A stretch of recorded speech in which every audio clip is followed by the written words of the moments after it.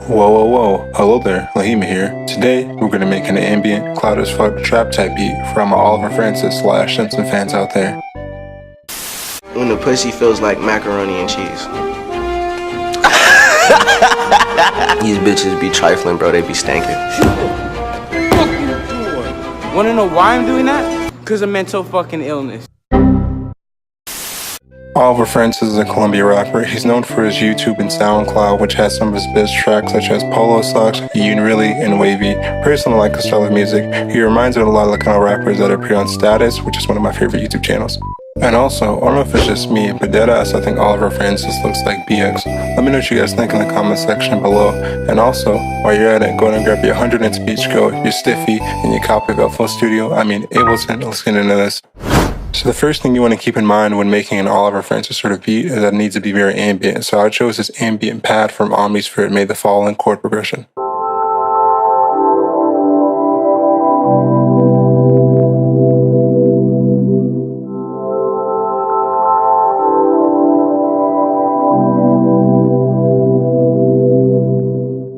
Wavy, right?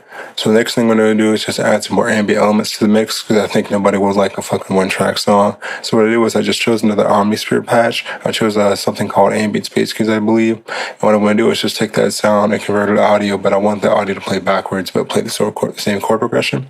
So what I do is I'm going to reverse the MIDI and bounce that MIDI to audio. Then once that MIDI is bounced to audio, I'll reverse that, and that will give me that sort of effect I'm looking for. It's a pretty cool effect. I use it pretty often. And also, after I applied some replica no jutsu, I got the following sound.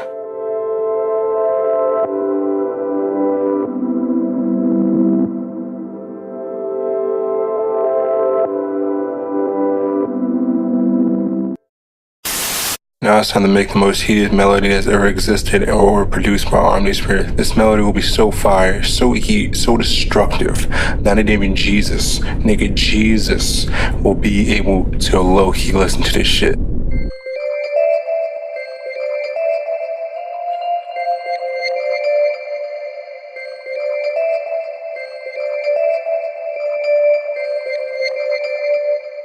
Then you gotta add your fire-ass 808s.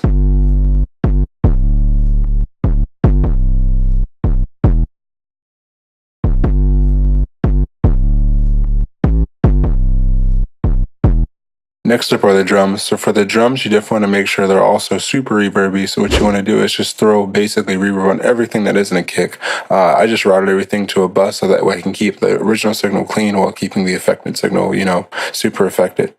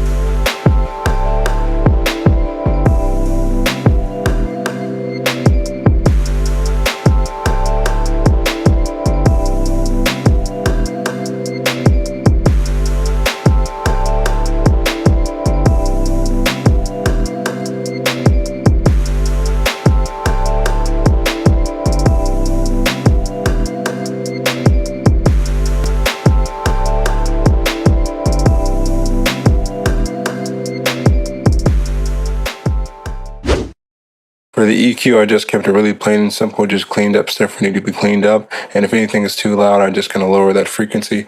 That way I can make sure everything is super spacious and everything has its own space in the mix. For the first transition, what I do is I just use this reversed riser effect.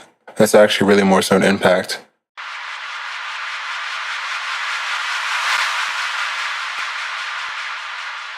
Then for the second one, I just used another reverse clap. That was pretty much also an impact as well. And lastly, I added this just super ambient sound in the background that just kind of chills to give the whole thing some sort of ambience, to kind of really fill up the space.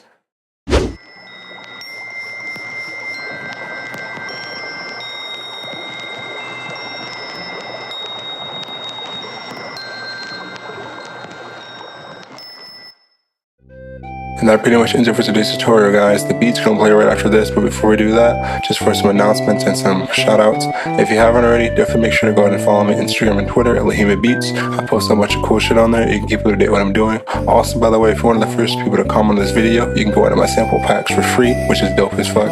Let's go ahead and get to the shoutouts. I'm gonna give a shout out to these two people. If you're one of the first two people to comment on my Instagram post, my latest Instagram post that is, you can get your comment shout out. And with that being said, guys, dope tutorial today. Hope to see you guys again. Anyways, Lahima out.